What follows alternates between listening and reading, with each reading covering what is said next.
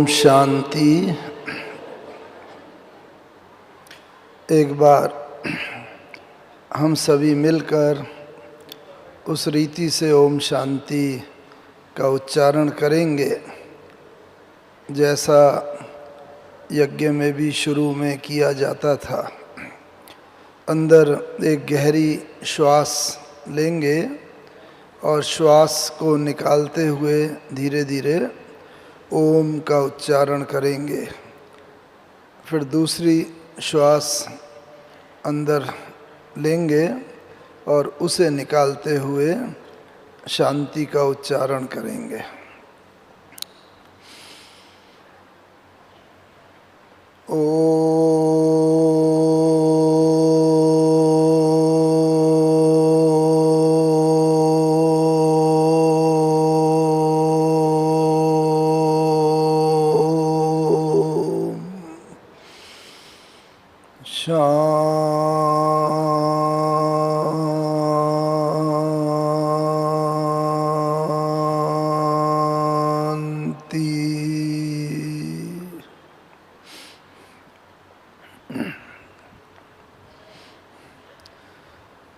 जहाँ भी जीत शब्द आता है अर्थात विजय, विक्ट्री, सफलता, तो इस शब्द के साथ ही साथ खुशी, उमंग, उल्लास और आनंद समाया होता है। जीवन में जब कभी भी किसी भी क्षेत्र में विजय प्राप्त की जाती है तो जीवन और ही उमंग उल्लास से भर जाता है। इसलिए जब भी हम कोई भी बाबा की मुरली में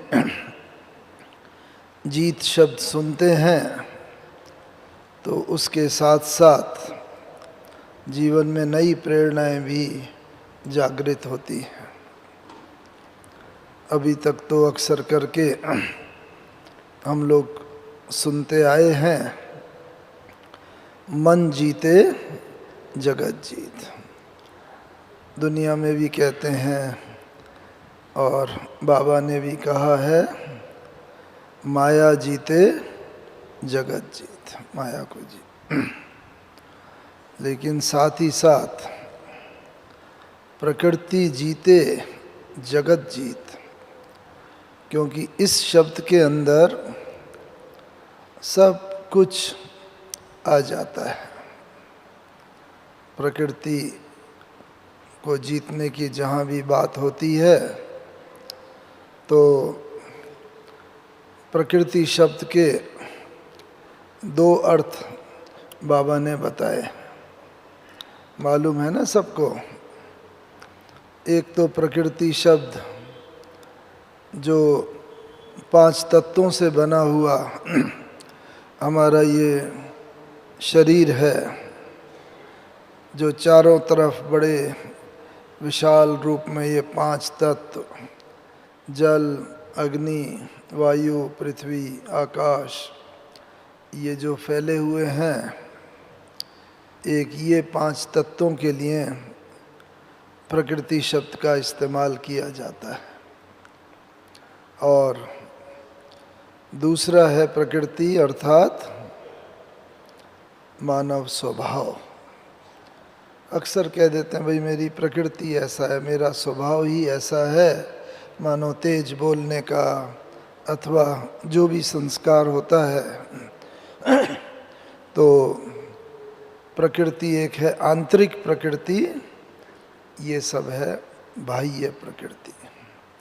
इसलिए इस संसार को भी क्या कहते हैं,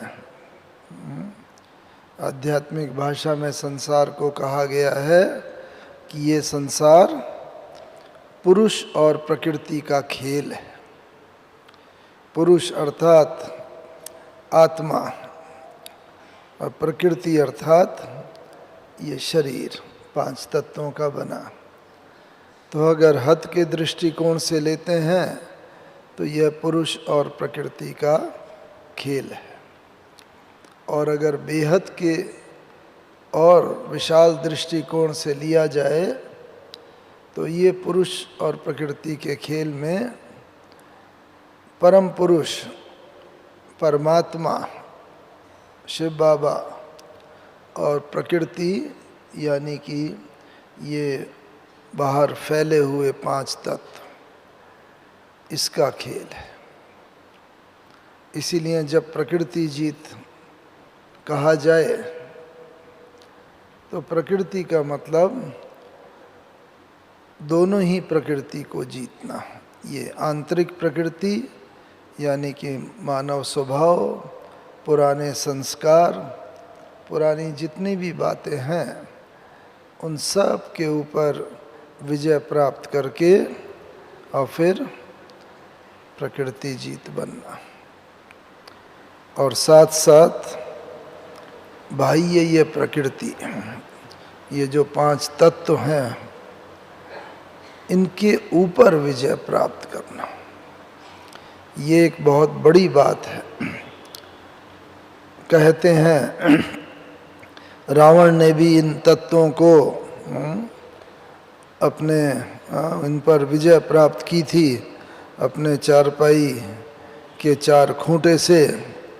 ये तत्व जैसे बांधे हुए थे, जल, अग्नि, वायु, पृथ्वी आदि आदि। तो इसका भाव क्या है? इनके ऊपर विजय प्राप्त की। आज देखें तो विज्ञान ने भी इन पर विजय प्राप्त की हुई है। जब चाहो अग्नि जला लो, अग्नि तत्व पर है। नल खोल दो, जल तत्व आ गया। पंखा खोल दो, ऐसी वायु तत्व आ गया, आदि आदि। लेकिन यह तो साधन है। हम आत्माएं, बाबा हमें इतना अपनी स्वस्थिति में स्थित करना चाहता है, इतना शक्तिशाली हमारी स्वस्थिति हो जाए कि हमारे संकल्प मात्र से ही ये तत्व हमारे ऑर्डर पर चले। गायन भी है पुराने ज़माने का, कई चीज़ों का। तानसेन संगीत ऐसा निकालते थे कि जो सुर निकालते थे तो दीपक जल जाया करते थे। यानी कि कोई और उसकी बात नहीं, बस अपने मन के संकल्प, उनके आधार पर संगीत के माध्यम से दीपक, मल्हार राग निकालते थे तो वर्षा होने लगती थी, आदि आदि। तो इसका भाव क्या है? हम प्रकृति के ऊपर भी इतना जीत प्राप्त कर लें कि जैसा हम संकल्प करें वैसा वो संकल्प सिद्ध हो जाए। ये है वास्तव में हमारी अंतिम स्थिति। और इसीलिए गायन भी है। क्या गायन है? हमारे सारा पुरुषार्थ जो हम कर रहे हैं, हमारे पूरे पुरुषार्थ का लक्ष्य क्या है? जब से हम बच्चे ज्ञान में आए हैं, अलग अलग समय पर ज्ञान में आए हैं, तो हम सबका लक्ष्य है कि जब हमारी अंतिम श्वास हो तो वो श्वास पर हमारा पूरा अधिकार हो। उस समय कोई भी बाहर की स्मृति न हो। और इसीलिए गायन है अंतमते सो गति का गायन। अंत में जैसी हमारी मति होती है, बुद्धि होती है, विचार होते हैं, उसी के आधार पर ही हमारी बस आगे आने वाले सभी जन्मों की गति सद्गति होती है। लौकिक दुनिया में भी तो ऐसे ही मिलता जुलता नियम है ना। जो लोग सर्विस करते हैं, नौकरी करते हैं, मालूम है पूरा जितने साल भी नौकरी की, 20, 25, 30, 35, जितना भी साल, लेकिन आखिरी दिन पर, लास्ट डे पर जो उनकी सैलरी है, तनख्वाह है, उसके आधार पर ही सारा आगे आने वाला रिटायरमेंट बेनिफिट वो सब कैलकुलेट होता है, चाहे ग्रेजुएटी हो, पेंशन हो, तो जो लास्ट में, इसीलिए अंतिम लास्ट पे सर्टिफिकेट बोला जाता है एलपीसी, तो उसके आधार पर ही सब कुछ आगे आने वाले समय का पूरा कैलकुलेशन होता है। ऐसे ही हमने जितने समय भी पुरुषार्थ किया, जितना समय ज्ञान में रहे, 10, 20, 30, 50, 80, जितने भी साल, लेकिन अंत में जो हमारा श्वास जब निकले तो उस समय हमारी स्थिति कैसी है, उसके आधार पर ही सारा आगे आने वाले जन्मों का, सतयुग त्रेता का पूरा कल्प का आधार जो है वो ही अंतिम श्वास है।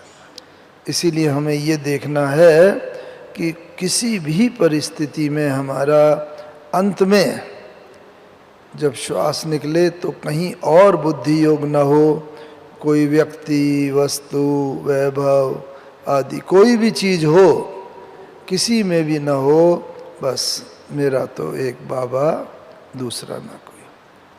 और इसमें ऐसी स्थिति लाने में सबसे सहायक हमें कौन होता है? कोई भी अगर जीवन में रोल मॉडल होता है, जिसको देखा हुआ हो, सुना हुआ हो, तो वैसा बनना बड़ा सहज हो जाता है। लौकिक दुनिया में भी कोई व्यक्ति होते हैं और मानो कोई हीरो बनना चाहता है फिल्म का, तो कोई रोल मॉडल होता है, उसके जीवन को कॉपी करता है तो सहज हो जाता है, क्योंकि फिजिकली, भौतिक रीति से उसका जीवन सामने होता है। हाँ, आत्मा में संस्कार तो वैसे ही होते हैं। हमें एक पुरानी बहुत ध्यान की बात याद आती है। हम शुरू में जब ज्ञान में 1962-63 में आए थे, तो संदेशी ध्यान में गई थी। गुरुवार को जैसे जाते हैं, उस समय तो हर सेंटर पर ही वो लगता था, तो संदेशियाँ होती थी, और वो संदेशी ध्यान में गई तो उसने आके एक समाचार सुनाया। 1900 लगभग 61-62 की बात है। हम नए नए ही तब ज्ञान में आए थे, तो उसने जाके बताया कि आज बाबा ने ऊपर मुझे वतन में बताया कि एक बहुत बड़ा चबूतरा जैसा था, चबूतरा बना हुआ, और उसके पास एक 13-14 साल का बच्चा वहाँ पर बैठा हुआ था, और बड़े बस श्रद्धा से कह रहा था कि वहाँ पर वो बार बार उसकी आँखों से आंसू भी आते थे, और मन के अंदर कुछ प्रार्थना करता था। तो बाबा ने संदेशी से पूछा, बच्ची ये देखा, ये क्या समझा? तो बाबा दृश्य बताया। तो बाबा ने फिर उसका रहस्य बताया कि देखो, ये बच्चा जो है, ये जो चबूतरा है, ये दिल्ली की जो राजघाट है, गांधी जी की समाधि, ये वो है। और ये बच्चा आके बस ये प्रार्थना कर रहा है, हे प्रभु, मुझे इतनी शक्ति दो कि मैं भी गांधी जी की तरह बन सकूं, उनके बताए रास्ते पर चल सकूं, सत्य और अहिंसा ये मेरे जीवन का भी एक अंग बन जाए। बहुत श्रद्धा से भगवान से प्रार्थना कर रहा है, हे प्रभु, मुझे ऐसा बल दो, शक्ति दो, और मैं ऐसा बन सकूं। और उसकी आंखों से आंसू भी आ रहे हैं, और बार बार प्रभु से ये शक्ति प्राप्त करने का प्रयास कर रहा है। तो बाबा ने कहा, बच्ची, इसका और रहस्य समझा? तो फिर बाबा ने बताया कि देखो, इस बच्चे को ये नहीं मालूम कि ये स्वयं गांधी की आत्मा है, और वो संस्कार लेकर के गई है ये आत्मा, और इसीलिए बार बार ये वो ही स्मरण कर रहा है, ये संस्कार इसके अंदर हैं, क्योंकि आत्मा तो संस्कार लेके जाती है और गांधी बापू का जीवन तो सबको मालूम है। तो वो संस्कार लेके गई है और यही इच्छा बार बार प्रकट कर रहे हैं। और बाबा ने बताया कि इसका जन्म भी दिल्ली के पास कहीं, बाबा ने कुछ उस वक़्त बताया था 40-50 किलोमीटर दूर कहीं है गांव में। लेकिन जब जब ये दिल्ली आता है तो और इसके साथी तो घूमने जाते हैं, इधर उधर जाते हैं, मौज मस्ती करते हैं, लेकिन ये गांधी जी की समाधि पर ही आता है। बार बार ये समाधि उसे खींचती है, क्योंकि इसे ये नहीं मालूम कि ये उसी की ही यादगार है। तो भाव क्या है कि आत्मा में संस्कार तो हैं, हमें पुनः बस थोड़ा सा उसे जागृत करना है और फिर वो संस्कार भी अपनी संपूर्ण स्थिति को प्राप्त कर लेंगे। तो इसलिए हम कल्प कल्प की विजयी आत्मा है, प्रकृति जीत आत्मा है, और इसलिए हमें अब ये करना है कि किस तरीके से हमारा अंतिम श्वास भी इस आधार पर ही हो जैसा हम चाहते हैं। कहाँ व्यक्ति जब शरीर छोड़ता है, कई बार हम सुनते हैं लौकिक से कि भाई दुनिया में कि भाई उसका फलाने का श्वास अटका हुआ है जैसे, और जिसकी प्रति इच्छा होती है और जैसे उस व्यक्ति को देखता है, कोई उसकी इच्छा होती है, कोई बच्चे के देखने की, पति पत्नी या कोई भी साधन जब उसे नसीब कराया जाता है तो सहज रीति से फिर वो आत्मा चली जाती है।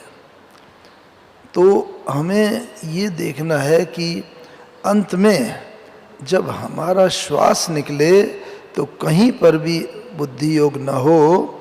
अक्सर करके अंत में वहीं बुद्धि जाती है जहाँ पर कोई व्यक्ति का बहुत स्नेह हो, प्यार हो, जहाँ पर कोई पेंडिंग काम हो, आधा किया हुआ काम हो, पूरा करना बाकी हो, वो ही बात याद आती है, अरे ये करना था मुझे, ये नहीं कर सका। तो एक तो पहली बात हम ये करें, हम ऐसा बने, ऐसा पुरुषार्थ हो जो महाभारत में गायन है, हम अपनी इच्छा से शरीर छोड़ें।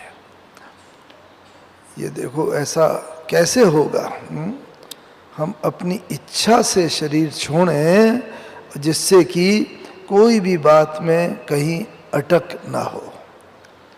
हमने ब्रह्मा बाबा को देखा, बाबा के साथ हम काफ़ी 6-7 साल रहे, 62 से लेकर 69 तक अनेक बार मिलना हुआ।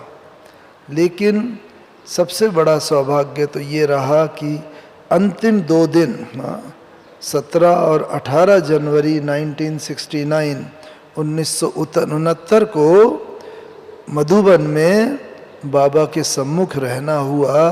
और बाबा की जब कर्मातीत अवस्था हुई, ब्रह्मा बाबा ने जब शरीर छोड़ा, तो हमने वो सारा दृश्य अपनी आँखों से देखा और उसी को ही हम खास शेयर करना चाहते हैं कि बाबा ने कैसे मन जीते, जगत जीत, प्रकृति जीत और सब करते हुए कैसे अपनी इच्छा से शरीर छोड़ा।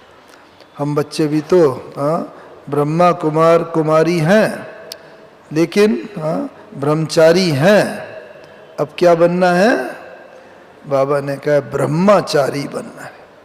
ब्रह्मचारी तो हैं, पवित्र हैं, लेकिन ब्रह्मचारी अर्थात ब्रह्मा बाबा के कदम पर कदम रखते हुए हमें भी उस स्थिति को प्राप्त करना है जो बाबा ने करी। तो वो स्थिति को जब हम शेयर करें तो अपने साथ हम चेक करते चलें कि कितना अंतर है अभी, जिससे कि हम उस अंतर को पूरा भर सकें और उस स्थिति को प्राप्त कर सकें। तो बाबा से पहले जब हम लोग मिलते थे ब्रह्मा बाबा से, तो बाबा काफ़ी समय देते थे, बात करते थे, हालचाल पूछते थे। लेकिन जैसे जैसे समय गुजरता जा रहा था, बाबा अंतर्मुखी बहुत होते जा रहे थे। बाबा के सम्मुख जाते थे, बस बाबा एक दो बात सुन करके ही बाबा कहते थे बच्चे बाबा समझ गया। बस हम सोचते थे बाबा अभी तो हमने बात शुरू ही की है, जरा सा ही दो चार लाइन बताइए आपको। नहीं नहीं बच्चे बाबा समझ गया। और फिर बाबा उस बात को सुनकर कोई प्रश्न होता था तो उसका समाधान कर देते थे और उसकी गाइडलाइन दे दिया करते थे। तो इस तरह धीरे धीरे धीरे सारा बाबा बिल्कुल एकदम इतना समेटते जा रहे थे। तो जितना फैला हुआ होगा उतना बुद्धि बहुत ज़्यादा जाएगी। समेटने का ये मतलब नहीं, यज्ञ तो बढ़ता ही जा रहा था लेकिन बुद्धि को उससे समेटते जा रहे थे। पावर ऑफ डेलीगेशन, यानी कि बाबा हर बच्चे पर विश्वास रख के और वो उनके कार्य सेवा का उनको सौंपते जा रहे थे। ऐसे ही हमें ये देखना है कि हमारा भी कोई काम ऐसा न हो जो अंत समय हमें खींचे, पेंडिंग। और अंत समय तो हमें मालूम नहीं है कौन सा कब आ जाएगा। तो कोई भी काम अगर रहा हुआ हो उसको हम पूरा करें। मानो विल करनी है, हाँ अंत में विल करके जाते है ना, तो कोई भी हो तो वो काम निपटा दें पूरा करके। कोई भी घर का कार्य है जहाँ बुद्धि जाने की संभावना है, वो बुद्धि जाने की संभावना, उन सब कार्यों को हम इस तरह कर दें डेलीगेट की अंत में वो चीज़ हमें खींचे नहीं, अरे ये करना बाकी था। कई बार ऐसा होता है हमारे भाई बहन शरीर छोड़ते हैं तो यहाँ पर उनका भोग लगता है, उनके संबंधी भी आते हैं। पहले तो ये काफ़ी होता था, वो आत्माएं आती थीं, उनका आवाहन करते थे, भोग स्वीकार भी करते थे यहाँ पर, और काफ़ी ये बताते थे कि अरे मुझे ये करना था, मेरे मन में ये संकल्प था कि ये ईश्वरीय कार्य करना बाकी है, यहाँ मुझे तन मन धन या ये लगाना है, मैं सोचता ही रह गया, इतनी देर में मेरा शरीर छूट गया और अब तो मैं क्या करूं। तो अक्सर करके ऐसा होता है कि कोई कार्य पेंडिंग रह जाते हैं तो वो अपनी तरफ खींच लेंगे, तो वो तो हमें संपूर्ण बनने नहीं देंगे। उसकी स्मृति में अगर हम शरीर छोड़ेंगे तो उन कार्यों को पूरा करने के लिए फिर हमें यहाँ जन्म लेना पड़ेगा। तो ये अंत मत सोगति तो हुई नहीं, सदगति तो हुई नहीं। तो इस कारण से जो भी हमारे रहे हुए कार्य वगैरह हैं, एक तो उनको निपटाते जाएं। घर में है कोई सास बहू की बात है, बच्चों की बात, उन कार्यों को निपटाते हुए एक तो आगे बढ़ते चले। दूसरी बात, बाबा का हमने देखा कि कई बार मिले थे, लेकिन अंतिम 2 दिन का मैं खास वर्णन करना चाहता हूँ।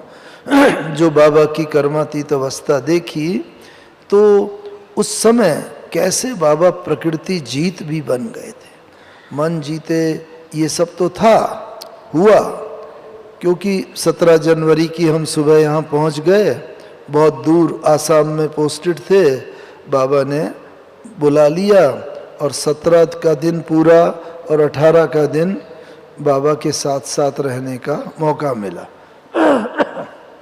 तो उसमें हमने देखा कि बस बाबा के सम्मुख जाते थे और बस बाबा से ये पूछेंगे, हमेशा की तरह, ये पुरुषार्थ चल रहा है, ये सेवा का काम चल रहा है, ऐसा बस बाबा के सम्मुख जाते थे। बाबा थोड़ा दृष्टि दी यूँ और फिर बाबा कहते, अच्छा बच्चे ये पूछने आए हो, अच्छा ऐसा कर लो, ऐसा हो जाएगा। यानी कि बाबा मन के अंदर प्रश्न भी बता देते थे और उसका समाधान भी कर देते थे। ये तो एक स्थिति है मन जीते जगत जीत की। क्यों? क्योंकि दूसरे के मन का हाल वो ही जान सकता है जिसने अपने मन को जीता होगा। नहीं तो अपने मन को ही अगर पूरा जीता नहीं होगा तो हमारे अपने संकल्प जो होंगे वो जो व्यक्ति सम्मुख आया है उसके संकल्पों के साथ मिक्स हो जाएंगे। तो जब हमें उसके एग्जैक्ट संकल्प ही नहीं मालूम होंगे तो हम उसका समाधान भी कैसे कर सकेंगे। इसलिए अपने मन को, और इसीलिए कहा है ये मन की बात कि मन के हारे हार है, मन के जीते जीत। तो ये मन के अपने विचारों के ऊपर, और इसीलिए बाबा कहता है इतना विचारों के ऊपर हमारा नियंत्रण हो। थोड़े टाइम पहले एक बार गुलजार दादी जी ने संदेश दिया आगे। बाबा ने कहा बाबा आज बच्चों को सर्टिफिकेट देता है। किस चीज़ का? कि बच्चे जो हैं अधिकतर बच्चे तो वो उनको विकारी संकल्प तो नहीं चलते, विकारों के ऊपर तो उन्होंने विजय प्राप्त कर ली है काफ़ी हद तक, तो ये सर्टिफिकेट बाबा देता है। लेकिन अभी बच्चों को व्यर्थ संकल्प अभी भी बहुत आते हैं, तो व्यर्थ संकल्पों के ऊपर अब विजय प्राप्त करनी अभी बच्चों को बाकी है। तो इनको ऐसा ही समझें बच्चे, व्यर्थ संकल्प जैसे कि ये विकारी संकल्प, उनको जैसे उन पर विजय प्राप्त कर ली, तो अभी ये व्यर्थ संकल्प कोई व्यक्ति के कारण, संबंध के कारण, परिस्थिति के कारण कुछ आते हैं, अब उन पर विजय प्राप्त करनी है। तो बाबा उन 17 जनवरी 18 जनवरी को हमने देखा, तो बाबा से लगभग 5-6 बार मिलना हुआ, क्योंकि यहाँ पर बाहर की पार्टियाँ थी नहीं। 1969 जनवरी की बात है, तो इसलिए कई बार बाबा से मिलना हुआ। और बाबा के पास झोपड़ी में, कमरे में, मधुबन में चलते चलते फिरते इस रीति से, लेकिन हर बार का ये अनुभव हुआ कि एक तो बाबा की ऐसी स्थिति बन गई थी कर्माती।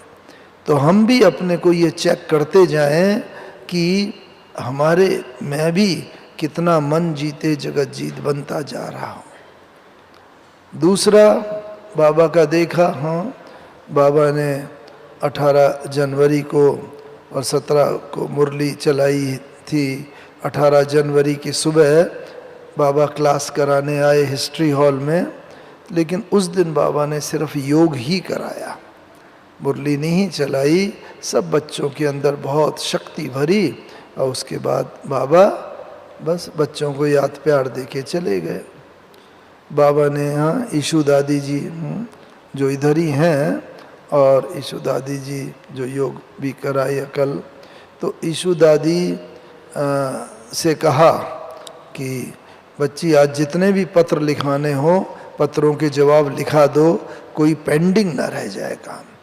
किसी भी बच्चे को संकल्प न चले, मैंने पहले ईमेल और ये सब तो इंटरनेट वगैरह ये तो था नहीं, तो इसीलिए पत्र, बच्चे बाबा को पत्र लिखते थे और बाबा उन पत्रों के राइटिंग में जवाब भी देते थे। तो ईशु दादी ने सारे के सारे पत्र लिखा लिए, अब पत्रों के जवाब कोई भी पेंडिंग न रहे, ये बाबा ने जैसा कहा वो हो गया। दूसरा बाबा ने कहा आप सब ऊपर गए होंगे या जाएंगे देखेंगे, पुराने हैं उन्होंने तो देखा ही है। नक्की लेक के पास हमारा म्यूज़ियम है ना, तो वो बिल्डिंग उसको लेने की बात चल रही थी कि भाई वहाँ पर कोई सेवा का स्थान बनाया जाए। प्रदर्शनी आदि उधर की गई थी, और तो कई दिन से पेंडिंग था, लेकिन बाबा ने उस दिन वो भी उसको भी क्लियर कर दिया फाइल को कि उस मकान को ले लिया जाए, और जिससे कि वहाँ पर सेवा का स्थान बन सके, जहाँ आज म्यूज़ियम है हमारा इतना बड़ा, वहाँ पर। इस तरीके से जितने भी बचे हुए छोटे मोटे काम रह गए थे, वो बाबा ने उस दिन संबंधित व्यक्ति को कह के पूरे किए। शाम हुई तो अक्सर हमारे यहाँ तो रात्रि क्लास रोज़ 9:45 बजे होता है, बाबा के टाइम से ये चलता आ रहा है। लेकिन उस दिन बाबा ने 6-6:30 बजे ही संबंधित भाई को बुला के कहा कि सबको इन्फॉर्म कर दो कि आज बाबा क्लास जल्दी कराएगा, सब भोजन करके क्लास में आ जाए। तो देखो जितना जब हमारा वो होता है बहुत क्लैरिटी थॉट्स में आ जाती है, विचारों में बहुत एकदम इतना क्लीनलीनेस और क्लैरिफिकेशन हो जाता है।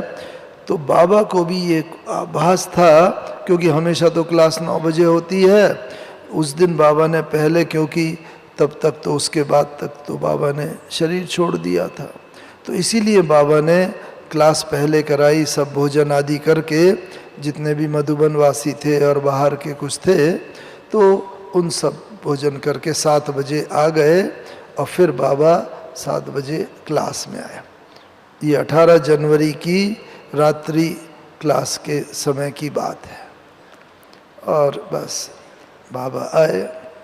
सब जानते हैं बाबा को ना, भाई उम्र भी थी 93 ईयर्स, 93 वर्ष की उम्र थी, बहुत सर्दी का मौसम था, तो बाबा को कभी कभी खांसी आती थी, और खांसी में कई बार बहुत ऐसा देखने वाले को लगता था कि जैसे बाबा को बहुत कष्ट हो रहा है, लेकिन दूसरे ही क्षण बाबा जैसे उस पर विजय प्राप्त कर लेते थे।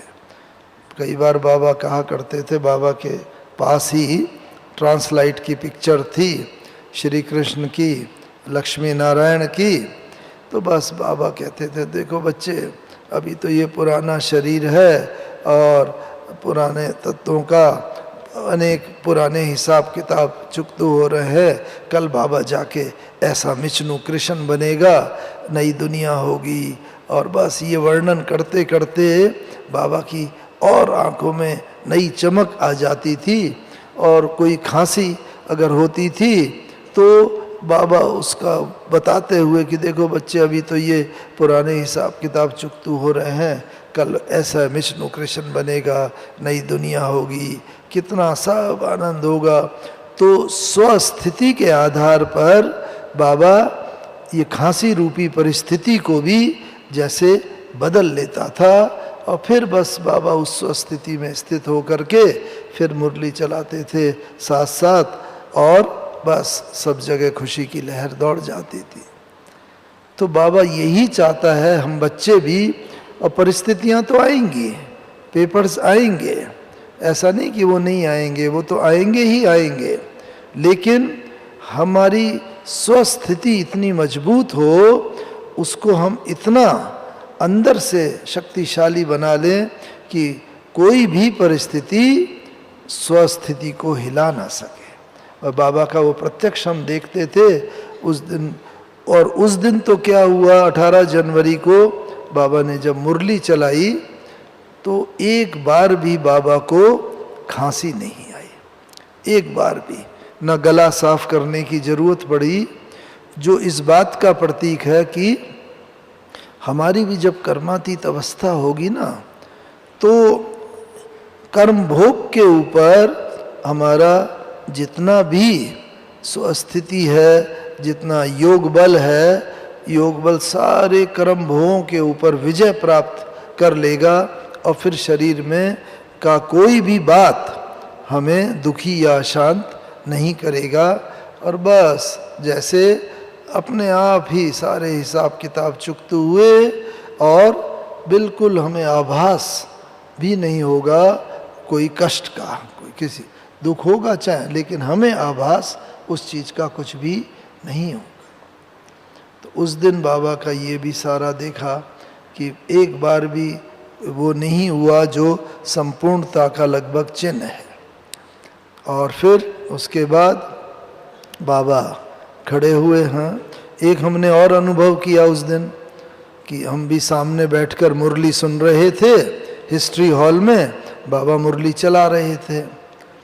तो एकाएक ही हमारे मन में संकल्प आया, जो मन की बात है, वो कि बाबा कुछ हमारे लिए बोले, व्यक्तिगत पुरुषार्थ की बात या कोई भी, जिससे कि और हमारे, क्योंकि भगवान को, बाबा के रथ को जब देखते थे तो एक अजीब सी शक्ति का सबको संचार होता था।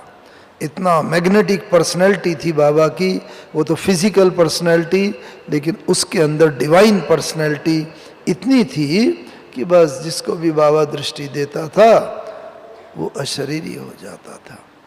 हमें याद है कई बार बाबा के सम्मुख जाते थे, बाबा टहल रहे थे होते थे, तो तो बाबा के सम्मुख बाबा दृष्टि देता था, मिलते थे और बाबा ऐसे हाथ बढ़ा देता था, आओ बच्चे, आओ मीठे बच्चे। बस जैसे यूं हाथ, और हम लोग बस चुंबक की तरह खींचते हुए बाबा की बाह में चले जाते थे। फिर क्या होता था, उसके बाद जैसे ही बाबा की दृष्टि पड़ती थी अशरीरी हो जाते थे, देहभान से न्यारे हो जाते थे। बिल्कुल भी अभी तो देहभान से न्यारे होने में पुरुषार्थ करना पड़ता है, समय लगता है, लेकिन बाबा का टच ऐसा होता था, उसमें इतनी शक्ति थी, बाबा ने इतना पुरुषार्थ किया हुआ था। आप सबने पढ़ा है बाबा की जीवन कहानी में कि बस मैं आत्मा हूँ, जसोदा आत्मा है, नारायण, ये लिख लिख के स्मृति में बाबा ने पक्का किया होता, सब आत्मा है। तो जैसे ही बाबा की दृष्टि हम बच्चों पर पड़ती थी, ये आत्मा है, हम तुरंत ही आत्मस्वरूप में स्थित हो जाते थे। उसके बाद थोड़ी देर तक उस स्थिति का आनंद लेते थे। पार्टी में सबको मिलना होता था 1 बाई 1। फिर बाबा ऐसे सिर पर थोड़ा हल्के प्यार से थपकी देता था, हाँ आओ बच्चे, आओ आओ आओ मीठे बच्चे, आओ। माने फिर से कोई आत्मा जाती नहीं है, लेकिन कॉन्शसनेस जो है, बॉडी कॉन्शसनेस विड्रॉ हो जाती थी, सोल कॉन्शसनेस, और बाबा का टच ऐसा होता था। फिर आते थे, बाबा टोली खिलाता था, हालचाल पूछता था, नाम पूछता था, आदि आदि। फिर एक जाता था, दूसरा आता था, हर एक को ये अनुभव होता था। तो बाद में अंतिम 2-3 वर्षों में, अंतिम 2 वर्ष में तो बाबा फिजिकली नहीं मिलते थे ऐसे हाथ से, बस इतना प्यार भरी दृष्टि से ही बच्चों को जैसे उड़ा देते थे, देहभान भूल जाता था। तो हमें भी ये देखना है कि हमारी भी दृष्टि और वृत्ति ऐसी शक्तिशाली हो गई है कि हम भी किसी को भी अगर दृष्टि दें तो वो आत्मा जैसे देहभान से न्यारी हो जाए, बिल्कुल अलग हो जाए। फिर उसके बाद सब जाते थे, मिलते थे। उस दिन 18 जनवरी को हम सामने बैठे हुए मुरली सुन रहे थे, हमारे मन में संकल्प आया बाबा कुछ बोले। अब देखो भगवान, हाँ बाबा तो कर्मातीत अवस्था को प्राप्त हो चुका था, संपूर्ण कर्मातीत अवस्था। तो बस हमारे मन में संकल्प आया, बाबा हुआ और बस बाबा तक पहुंचा, और बाबा ने तुरंत ही हमारा नाम ले करके कुछ महावाक्य उच्चार दिए, जो आज तक भी 18 जनवरी की रात्रि क्लास में मुरली में वो हैं। बस जो भी बाबा हमें बताना चाहता था, देखो ये बच्चा है, मोहन है, बहुत मीठा बच्चा है, कभी किसी की निंदा नहीं करेंगे, आदि आदि।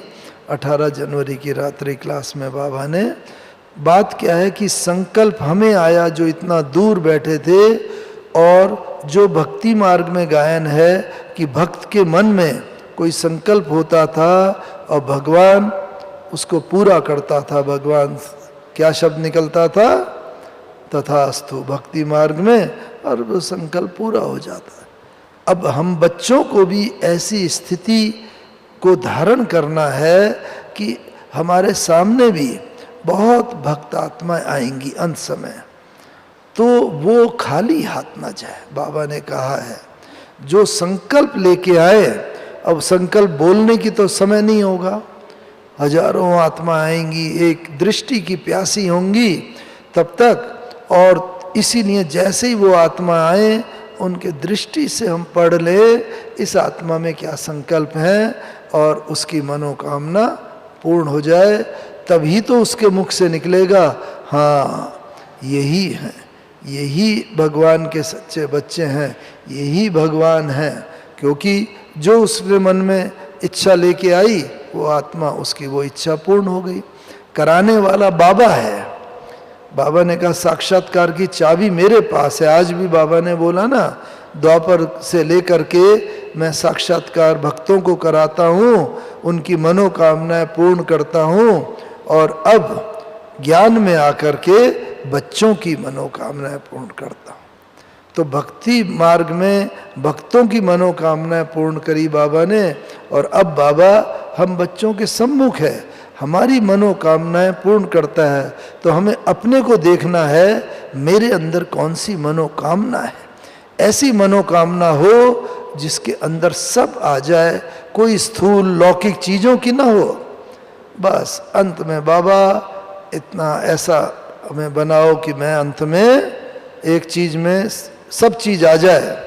बस बाबा मैं माला का मणका बन जाऊं, विजयी रतन संकल्प में बन जाऊं, बाबा ऐसा करो। ये भी नहीं, अंदर हमारे संकल्प हो। बाबा तो संकल्प तक पहुंचता है बाबा को, तो उससे क्या होगा, परिस्थितियां भी अपने आप बदलती जाएंगी। उसके बाद साथ साथ इतनी शक्ति आत्मा में बढ़ती जाएगी कि हम अपने जो भी हमारी मनोकामना है उसकी तरफ हम बढ़ते जाएंगे संपूर्णता की ओर, और हमारी मनोकामना सिद्ध होगी। संकल्प से सिद्धि जो है ये इस समय का ही गायन है। तो बाबा ने उस समय बस करा और उसके बाद मुरली चला के बाबा बाहर निकले हिस्ट्री हॉल से, और बस बच्चों को देखते हुए बाबा ने कहा, अच्छा बाबा बच्चों से छुट्टी लेता है, विदा लेता है। ये शब्द बाबा ने पहले कभी नहीं बोले थे। और विदा लेता है ये कहते हुए बाबा गए अपने कमरे में। दादी प्रकाशमणि जी भी साथ थे, तो बाबा के हाथ में हाथ दादी जी का, नैन मुलाकात करते हुए बाबा ने छुट्टी दी।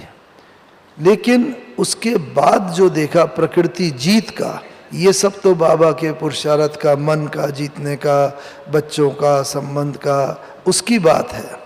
लेकिन बाद में क्या देखा, बाबा जब शरीर छोड़ा तो 18 की रात भर शरीर रखा रहा, 19 का दिन 19 की रात, 20 का दिन 20 की रात, और 21 को दोपहर के बाद संस्कार किया गया।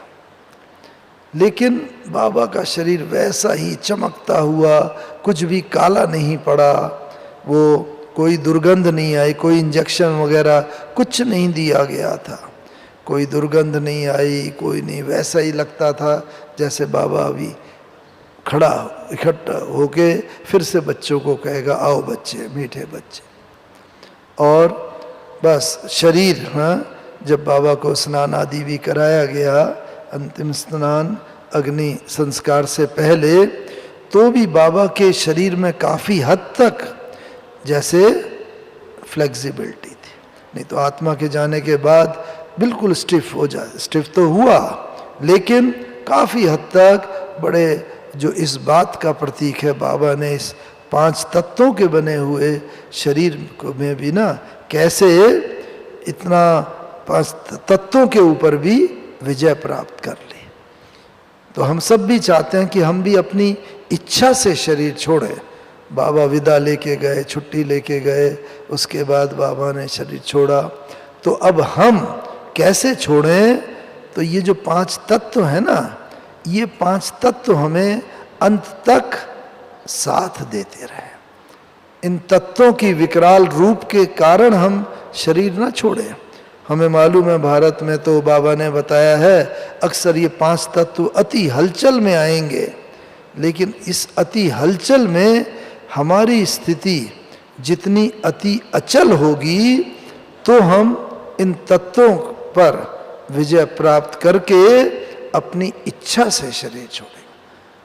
तो देखो कैसे अपनी इच्छा से शरीर छोड़ सकते हैं। इन तत्वों को हम अपना मित्र बना लें।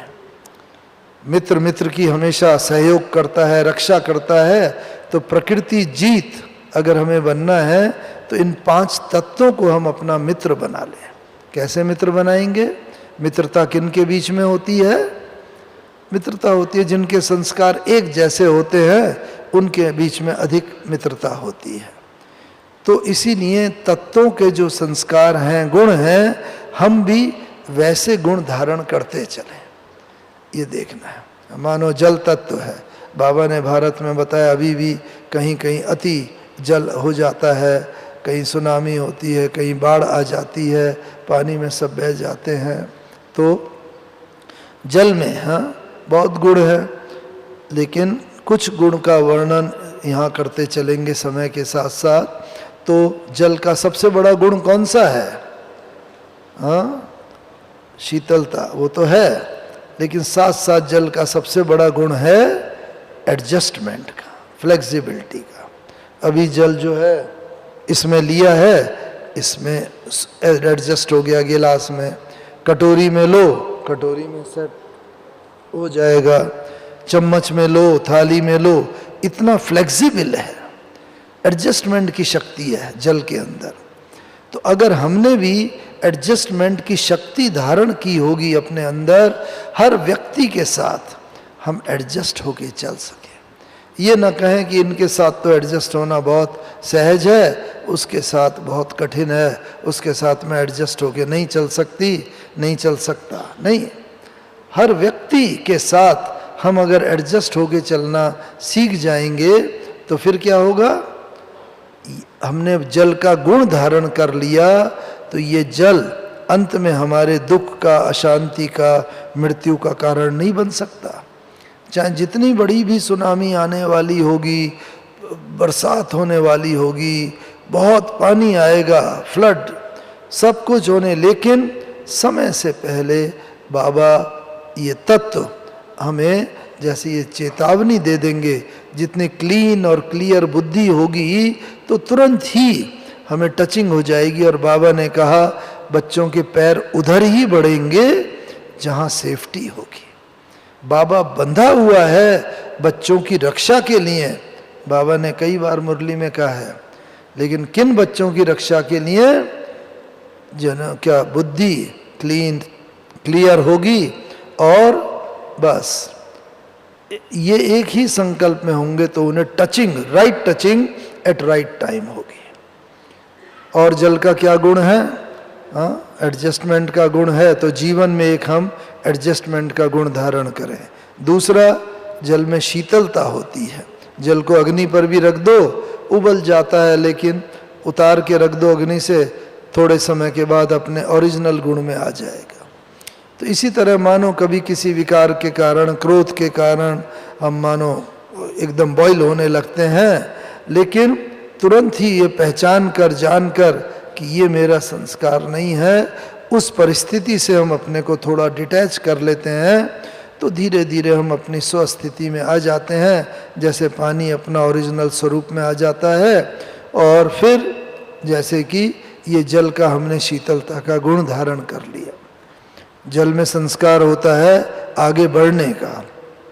उसके सामने पत्थर भी बहुत बड़ा आ जाएगा, बह रहा है, तो वो पत्थर के उठने का इंतज़ार नहीं करेगा, टूटने का, इधर उधर घूम घाम के रास्ता बना के वो तो आगे बढ़ जाएगा।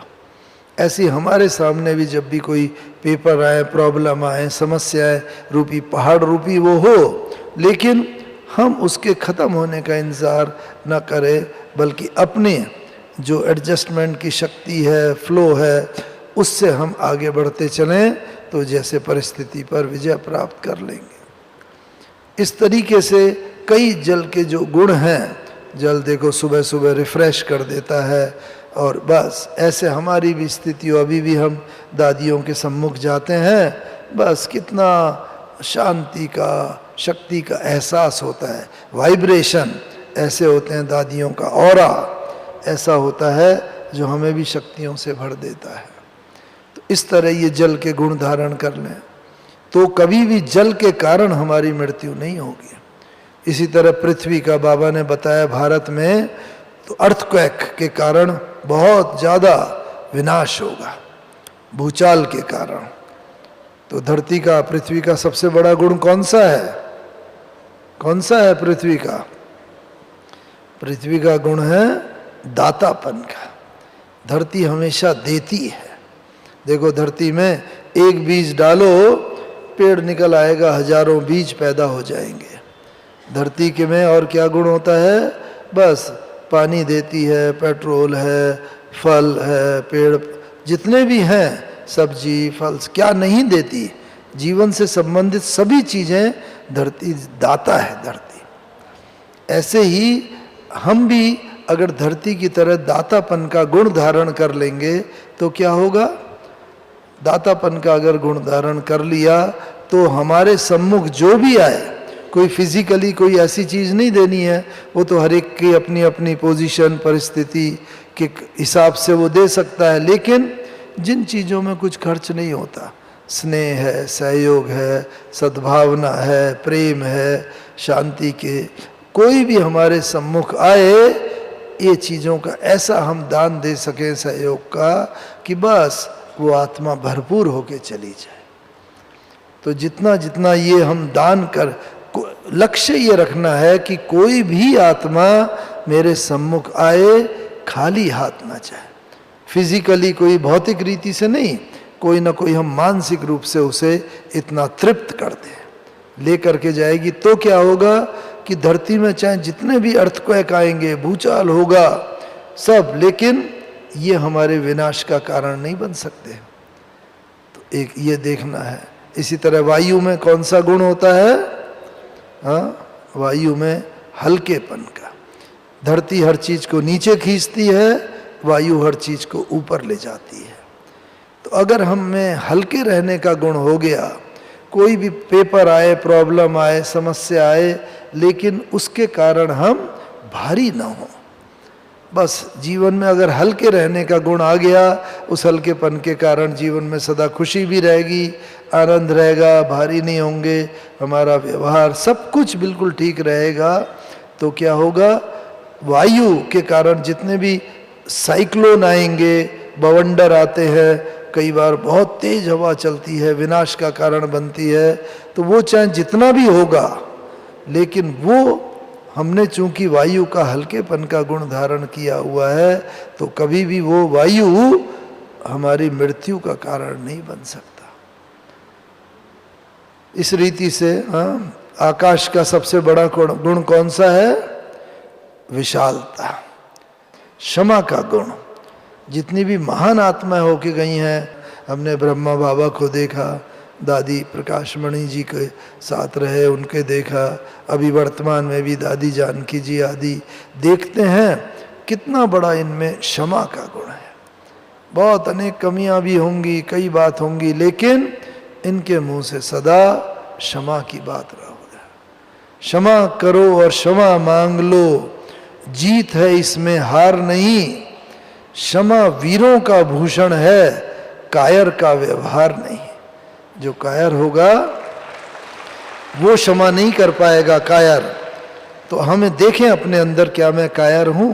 क्या किसी की कमी कमजोरी अभी तक भी मुझे अंदर भेदती रहती है? वो नहीं। अगर मैं महावीर हूं तो किसी की भी कोई कमी कमजोरी न रहे, नहीं तो अंत में वो ही याद आएगा और वहां प्राण अटक जाएंगे। तो इस तरह ये आकाश का गुण धारण कर लेंगे तो क्या होगा, आकाश मार्ग से आने वाली जितनी भी रॉकेट, बम, मिसाइल होंगे, बादल फटना, उसका वो होगा, क्लाउड बर्स्ट आदि, लेकिन ये मेरे दुख और अशांति और मृत्यु का कारण नहीं बन सकता। क्यों? क्योंकि आकाश को मैंने अपना मित्र बना लिया और आकाश क्या ये गुण धारण कर लिया, तो आकाश समय पर मेरी रक्षा करेगा, उसका गुण, क्योंकि हमने उससे मित्रता कर ली। इसी तरह पांचवा अंतिम तत्व है सूर्य। अग्नि, अग्नि का प्रतीक क्या है? सूर्य है। तो अग्नि में कौन सा गुण विशेष होता है? अग्नि में कोई भी चीज डालो उसका रूप बदल जाता है। तो ऐसे ही बाबा ने कहा आपका भी ऐसा ज्वालामुखी अग्नि स्वरूप हो, ऐसी योग अग्नि हो, आपके सम्मुख कोई भी आत्मा आए उसका रूप बदल जाए। बाबा कहते हैं रोती हुई आत्मा आए आपके सम्मुख, आपका स्वरूप देख के हंसती हुई चली जाए। अशांत आत्मा आए आपके सम्मुख आते ही स्वरूप बदल जाए, शांति के सागर में लहराती हुई वो चली जाए। तो ये तब होगा जब अग्नि का गुण हमने धारण करा का स्वरूप। तो ये बाबा ने जो बताया, इन तत्वों के को अगर हम अपना मित्र बना लेते हैं, तो ब्रह्मा बाबा का भी यही देखा, बाबा में ये सारे गुण एक एक छलकते थे, देखने में प्रत्यक्ष आते थे। इस कारण से बाबा ने जब शरीर भी छोड़ा और उसके 65 घंटे बाद भी बाबा के शरीर, ये 5 तत्वों ने कैसे बाबा को पूरा का पूरा सहयोग दिया, ना कोई दुर्गंध, ना कोई उसके अंदर डिसइंटीग्रेशन, और उनका संस्कार किया गया। तो अंत समय में अगर हम भी ये चाहते हैं हम अपनी इच्छा से शरीर छोड़ें, किसी भी प्राकृतिक आपदा के कारण नहीं, तो जो जो एक एक तत्व के गुण हैं वो गुणों को अगर हम धारण करते जाएंगे, तो जैसे हमने उन तत्वों से मित्रता कर ली, तो मित्र कभी भी मित्र के प्राण नहीं लेता, उसकी समय पर रक्षा करता है। तो ये मित्रता हमें अंत समय तक बहुत बहुत काम में आएगी, और हम अंतमते सोगति करते हुए, विजय को प्राप्त करते हुए ब्रह्मा बाबा के समान विजय माला का मणका बन जाएंगे, जो हम सबकी ही अंतिम इच्छा है। ओम शांति, ओम शांति।